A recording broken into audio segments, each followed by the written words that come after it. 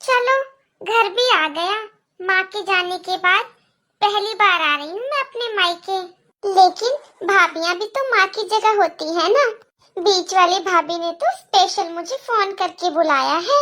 और वैसे भी मेरी तो 3 भाभियाँ हैं और दोनों भाभियाँ और मुझे देखेंगी तो कितनी खुश हो जाएंगी। पर मैं भी यहाँ अचानक आ गई। चलो, कोई बात नहीं, मैं दोनों भाभियों को सरप्राइज दूंगी। बोल दूंगी मैंने तुम दोनों भाभियों को इसलिए नहीं बताया क्योंकि मैं तुमको सरप्राइज देना चाहती थी। चलो अब अंदर चलती हूँ। अरे, कौन आ गया अब इस टाइम? पर चलो कोई नहीं, मेरा तो सारा काम खत्म हो गया। अब तो मैं फ्री हो चुकी हूँ। अब शाम को तो बड़ी दीदी की बारी है। मुझे तो करना है नहीं अब कुछ। लेकिन अगर कोई मेहमान आ गया तो? अगर मेहमान आ गया तो कौन काम करेगा? कोई नहीं, देखती तो हूँ कौन है। अरे काजल दीदी, आप? और वो भी इतने बड़े बैग के साथ में। घर पर सब कुछ ठीक तो है ना? कोई परेशानी तो नहीं है ना? वो क्या है ना भाभी, मेरे पास में ना सीमा भाभी का फोन आया था। उन्होंने कहा कि तुम आई नहीं। मम्मी के जाने के बाद में तो तुम एक बार भी नहीं आई रहने के लिए। तो मैंने सोचा सही बात है, मम्मी ही तो गई है मेरी, भाभी और भैया तो है ना मेरे, इसलिए मैं बैग लेकर आई हूँ। यहाँ पर 1 हफ्ता के लिए रहकर ही जाऊंगी। अच्छा ठीक है दीदी, चलो अंदर चलो। हे भगवान, अब इनका सारा काम मुझे ही करना पड़ेगा क्या? अभी खाना तो बनाया था, अब दोबारा से खाना बनाऊं? अब बताओ, पारो भाभी तो है नहीं यहाँ पर मैं ही क्यों करूं अकेली? एक काम करती हूँ, बड़ी दीदी को बुला लेती हूँ। हाँ, ये ही सही रहेगा। भाभी? हाँ दीदी। भाभी, सीमा भाभी नजर नहीं आ रही, वो कहाँ है? दीदी, यही बात तो मैं आपको बताना चाह रही थी। सीमा भाभी तो कल ही अपने मायके चली गई हैं। वो है ही नहीं यहाँ पे। और उन्होंने हमें भी नहीं बताया कि उन्होंने आपको यहाँ पे बुलाया है। अगर वो हमें पहले ही बता देती कि आप आने वाली हो तो हम आपके आने के लिए कुछ तैयारी करके रखते पहले से। पर उन्होंने हमें कुछ बताया ही नहीं। क्या वो अपने मायके चली गई? उनका कल ही तो मेरे पास फोन आया था कि मैं यहाँ पर आ जाऊँ कुछ दिन रहने के लिए। उन्होंने मुझे बताया नहीं कि वो भी अपने मायके जा रही हैं। अगर वो मुझे बता देती तो मैं अभी नहीं आती, बाद में ही आती फिर। वो बताओ, मुझे बिना बताए चली गई और मायके जाकर फोन कर रही थी। हाँ तो दीदी, यही तो मैं आपको कहना चाह रही हूँ, किसी ने बताया नहीं कि आप आ रही हैं। पायल, तुमने बताया भी नहीं कि तुम आ रही हो। तुम आने से पहले मुझे फोन ही कर देती। किसने बुलाया वैसे तुम्हें? बड़ी भाभी, मेरे पास सीमा भाभी का फोन आया था। उन्होंने मुझे बुलाया है। उन्होंने कहा माँ के जाने के बाद मैं एक बार भी मायके नहीं आई हूँ तो मैं यहाँ पर आ जाऊँ कुछ दिन रहने के लिए। वही बोल रही थी, आ जाओ कुछ दिन रह लो, हमारा भी दिल लग जाएगा। इसीलिए मैं बस 1 सप्ताह के लिए रहने आ गई हूँ। वो तो ठीक है, लेकिन तुम एक बात बताओ, तुम्हें पता है ना हमारा बंटवारा हो चुका है। तुम्हें उसने बुलाया है तो उसके घर रहने आती, यहाँ क्यों आई हो? भाभी, मुझे नहीं पता था कि वो यहाँ नहीं है। उन्होंने मुझे फोन करके बोला, मैं तो बस इसलिए आ गई। अगर मुझे पता होता कि वो यहाँ नहीं है तो मैं यहाँ नहीं आती। वही तो मैं कह रही हूँ, तुम्हें समझ नहीं आ रहा है। अगर हमें तुम्हें बुलाना होता तो हम खुद फोन कर लेते।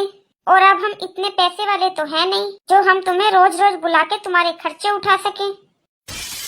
अरे, हमारे भी अपने खर्चे होते हैं, तुम्हारा खर्चा भी आप हम उठाए? हमसे नहीं होता इतना। काजल दीदी, अब आप नाराज मत होइए। अगर आप आई गई हैं तो 1-2 दिन तक तो रह ही सकती हैं। क्योंकि अब एक काम करो, अब ये आ गई हैं तो हम कर ही क्या सकते हैं। अब किचन में जाकर 1 कप चाय बना दो इनके लिए। दीदी, ये मेरा काम नहीं है, मैं अपने कामों से अभी फ्री होकर बैठी हूँ। मेरा काम सुबह का था और मैं कर चुकी हूँ। अब आप जाकर दीदी के लिए चाय बना कर ले आओ।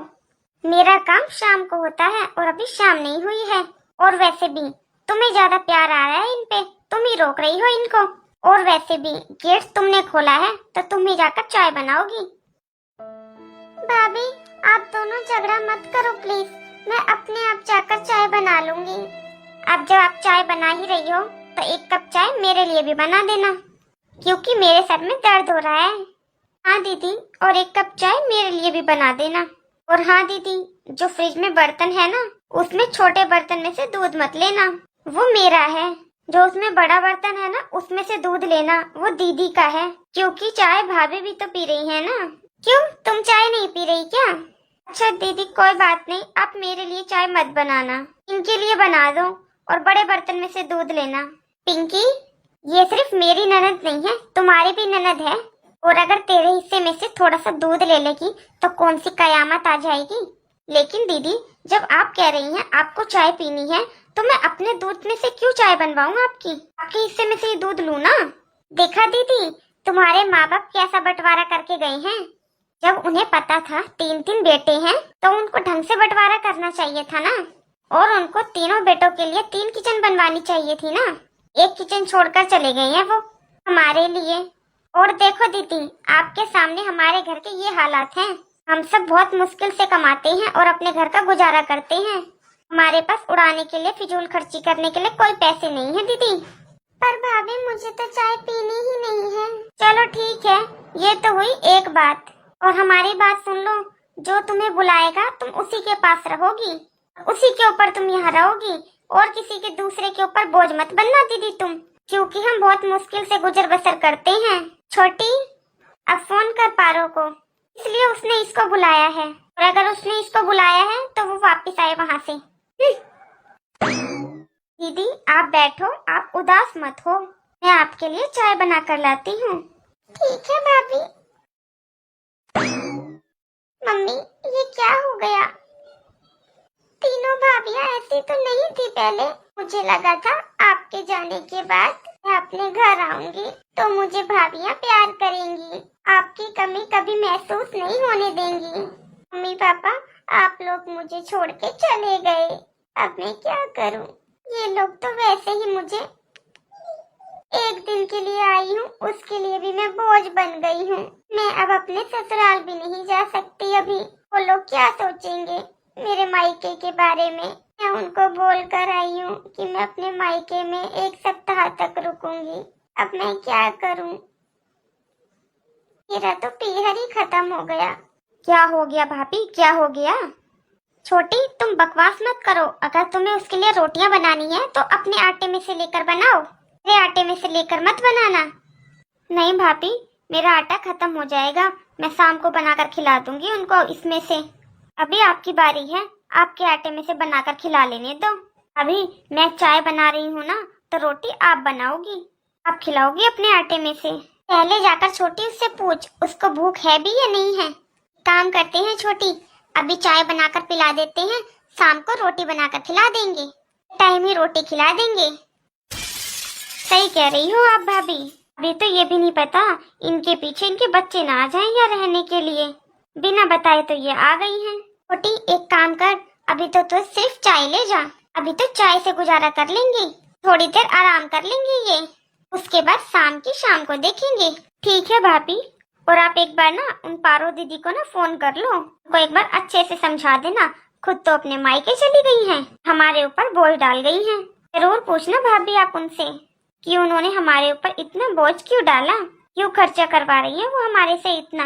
अब सीमा भाभी को आ जाने तो मायके से पूरा खर्चा वसूल करवाऊंगी, हमारे ऊपर सारा बोझ डलवा दिया इन्होंने ही तो।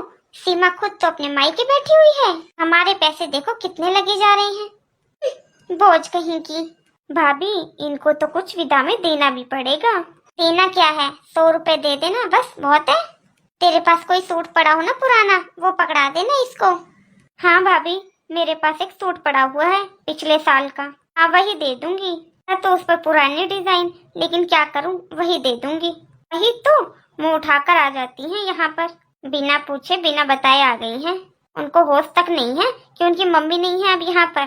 वही तो, इन्हें सोचना चाहिए था, बिना बताए आ जाती हैं। बताओ हमारा खर्चा कितना होता है। अब इनको ये नहीं समझ आ रही है कि हम अलग हो गए हैं, हमारे भी कितने खर्चे होते हैं, ये भी बच्चे हैं। आ गई है मुंह उठा के। ये लीजिए दीदी आपके लिए चाय। दीदी अभी आपको भूख तो होगी नहीं ना, अभी तो आप खाना खाओगी नहीं, क्योंकि ऐसा है ना, मैं तो सुबह खाना बना चुकी हूँ, वो खाना तो बचा नहीं है। शाम की बारी है दीदी की, वो तो खाना शाम को ही बनाएंगी, उससे पहले तो बनाएंगी नहीं। तो आपको भूख तो शायद अभी लगी नहीं होगी, तो आप ऐसा करो, अभी चाय पीकर आप आराम कर लो। नहीं चाहिए भाभी मुझे आपकी चाय और खाना। मेरी मम्मी के जाने के बाद मैं यहाँ पर पहली बार आई थी इस घर में। ये सोचा था भाभीयों से भी वही प्यार मिलेगा माँ वाला। मेरी भाभीयों के तो दिल में मेरे प्रति नफरत है बहुत ज्यादा। मैं तो बस इसलिए आई थी क्योंकि मुझे मेरी मम्मी की बहुत ज्यादा याद आ रही थी। मैं ऐसा सोचती थी मैं कितनी लक्की हूँ कि मेरी 3 भाभियाँ हैं, मुझे 3 भाभियों का प्यार मिलेगा। मम्मी तो कहती थी भाभी माँ बराबर होती है, लेकिन आप लोग तो कुछ और ही सोचती हैं। भाभी, मम्मी हमेशा कहती थी भाभियाँ माँ बराबर होती हैं और भाई बाप बराबर होता है, लेकिन भाभी आप लोगों ने तो बिल्कुल हद ही कर दी। आप लोगों को क्या लगता है मैं आपके पास यहाँ चाय पीने और कुछ खाने आई हूँ? नहीं भाभी, मुझे मम्मी की बहुत याद आ रही थी, मैं इसलिए आ गई थी यहाँ पर भाभी। मुझे लगा कि मुझे मेरी भाभीयों से भी माँ वाला प्यार मिल जाएगा। मैं तो बस आप लोगों से प्यार लेने आई थी। मुझे इतनी मम्मी की याद आ रही थी, 2 दिन से सो नहीं पा रही थी। मुझे लगा मैं अपने घर चलती हूँ तो मुझे थोड़ा अच्छा फील होगा, लेकिन आप लोगों ने तो बिल्कुल ही हद कर दी। आप लोगों के घर में मेरी वजह से रोटी के लिए झगड़ा हो रहा है। थू है ऐसी रोटी पर। आपको क्या लगता है मैं आपके 100 रुपए और सूट के लिए यहाँ आई हूँ? नहीं चाहिए मुझे आप लोगों के 100 रुपए और सूट। मैं तो ये सोच रही थी कि मैं अपने ससुराल वापस कैसे जाऊँ, क्योंकि मैं उन लोगों को कह के आई हूँ मैं 1 सप्ताह रह कर आऊंगी अपने मायके। सब क्या सोचेंगे क्या कहेंगे, लेकिन अपने ही घर जाने के लिए मैं कतरा रही हूँ। अपनी भाभीयों के सामने इतनी बेइज्जती कराने से अच्छा है अपने सास ससुर के आगे बेइज्जती करवा लूं मैं अपनी। भाभी, अब मैं आप लोगों के घर कभी भी नहीं आऊंगी। मेरी माँ जा चुकी है, ये मुझे अब अच्छे से पता लग चुका है। मेरी माँ के साथ साथ मेरा मायका भी जा चुका है। अब मैं यहाँ कभी भी नहीं आऊंगी भाभी। बहुत बहुत शुक्रिया भाभी आपका, जो आपने इतनी अच्छी मेहमान नवाजी करी मेरी। आप लोगों ने मुझे जो इज्जत दी है वो मैं कभी नहीं भूलूंगी। दीदी, दीदी रुक जाओ ना।